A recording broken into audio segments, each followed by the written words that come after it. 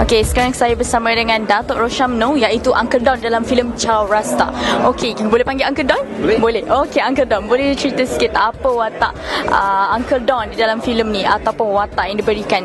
Uncle Don adalah seorang gangster besar di Penang, berkuasa di sekitar pulau, khasnya di Chaurasta, dan melihat bahawa hanya menjadi seorang gangster tidak boleh membangunkan bangsa dia.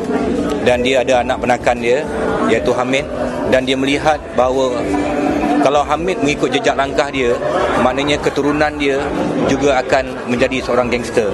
Dan dia melihat bahawa hanya akademik saja yang boleh membangunkan bangsa dia, keluarga dia. Dengan menggunakan pengaruh dia mencari seseorang yang boleh membantu Hamid untuk masuk ke ITM. Dan akhirnya Hamid berjaya.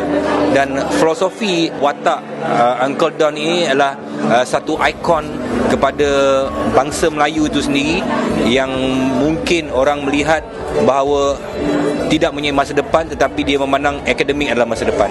Okay, bila kita tengok filem Chaurasta ni, bila Datuk Rosham sendiri berlakon macam gangster, kita akan teringat Castello yang dulu orang cakap ada gangster, ada ni. Tapi di sebalik cerita ni, gangster dia lebih kepada orang cakap sejarah, betul tak? Sejarah Chaurasta tu sendiri. So bila diberi naskah macam ni, macam mana pandangan Datuk Rosham sebelum orang cakap terima naskah ini?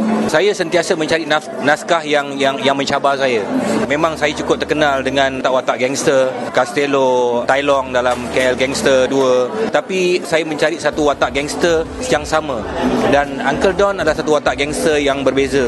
Yang berbeza yang pernah saya bawa, seorang gangster yang cool, yang perspektif melihat arah tuju kehidupan anak bangsa dia, yang dia merasakan diri dia sudah habis. Dan bila saya menerima watak ini, ianya satu cabaran yang begitu besar, kerana saya cukup terkenal dengan watak-watak gangster yang ganas.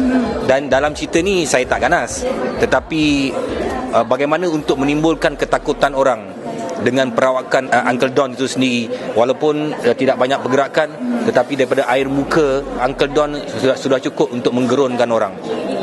Bila orang cakap diberi watak Uncle Don, walaupun gangster, tapi orang cakap hati tu baik kan.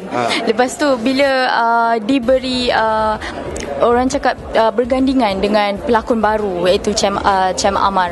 Dan macam mana sekali Datuk Rosham memandang Cem Amar tu sebagai orang cakap pelakon utama jugalah dekat dalam filem Chaurasta ni? Saya tak kisah bekerja dengan siapa pun. Saya pernah bekerja dengan Liz Dawati dalam filem KL Menjerit. Dia first time juga berlakon dengan saya, jadi heroin saya. Dan hari ini Amar menjadi hero dalam filem Chaurasta.